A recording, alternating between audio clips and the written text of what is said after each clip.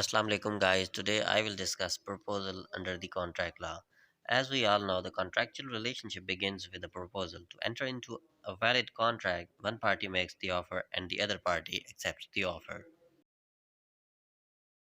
There are different modes of making a proposal. The most common one is express proposal. In express proposal, the offerer makes his offer in express words. The offer is made either verbally or in writing. In express proposal, the offerer expresses his intention to enter into a contract in clear and express words. यानी कि offeror तहरीरी या ज़बानी तौर पर offeree को अपनी offer से मुतल्लिक आगाह करता है। मिसाल के तौर पर ए बी को ईमेल करता है कि वो उसे अपनी गाड़ी 20 लाख में बेचना चाहता है, तो इसे हम एक्सप्रेस प्रपोजल कहेंगे। Second mode is implied proposal. In implied proposal, there is no express intention of the party to enter into a contract, but his conduct is such that it binds him into a contractual obligation.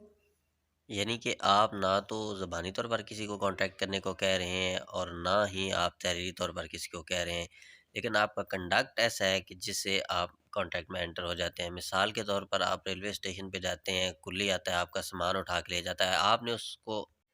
आपने उसको सामान उठाने का कहा नहीं, लेकिन वो फिर भी सामान उठा लेता है और आपकी मंजिल तक पहुंचा देता है, तो आप उसको पैसे देने के पाबंद हो। The next kind is a proposal to specific person. Generally, the proposal is made to a specific person and only the person to whom proposal is made can accept it. यानी कि कॉन्ट्रैक्ट की offer वही शख्स कबूल कर सकता है जिस शख्स को ऑफर की गई है। Next mode of proposal is a proposal to general public. When a proposal is made to general public, anyone from the public who fulfills the obligation given in the proposal can enforce the contract. मिसाल के तौर पर एक शख्स किसी मेले में ये ऐलान करता है कि जो शख्स उसके बेटे को ढूंढ के लाएगा उससे 10 लाख रुपए का इनाम मिलेगा, तो इस प्रपोजल को हम प्रपोजल टू जनरल पब्लिक कहेंगे। There are different essentials of a valid proposal. The first one is creation of legal relations. A proposal must contemplate the creation of legal relations. A mere statement of intention, hope, or desire does not constitute a binding promise.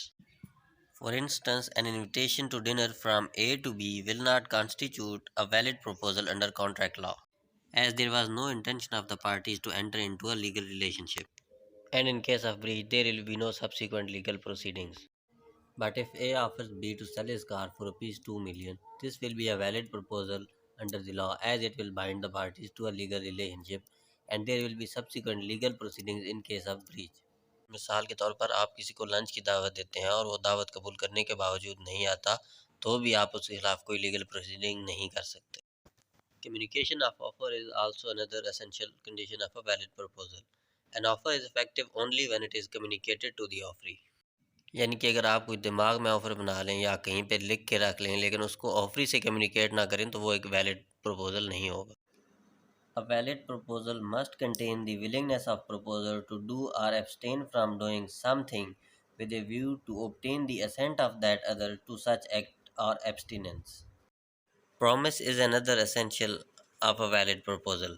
Person making proposal must express his agreement that something shall or shall not be done or something shall or shall not happen if the proposal is accepted.